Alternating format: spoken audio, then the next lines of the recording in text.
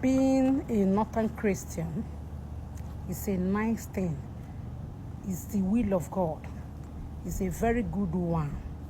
My people doesn't see any problem or anything wrong being a Northern Christian. But when they see an Eastern Muslim, everything will go wrong. They see everything wrong with it. Why will you be an Easterner at the same time you said you have the liver to open your mouth and say that you're a Muslim? It's wrong. It's not supposed to be so. Why will it be so?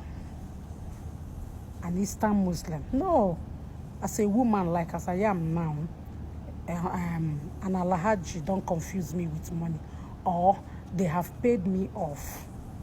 They've bought me with money to be a Muslim. I am acting under the influence of money. Or an Alhaji don't deceive me.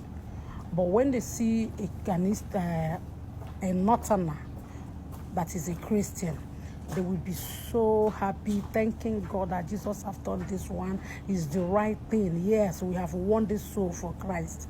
Is this not madness? Is this not madness? If it is a Northerner, it is okay. But if it is an Easterner, it is Alhaji. If it's either Alhaji, don't buy this one or this or that.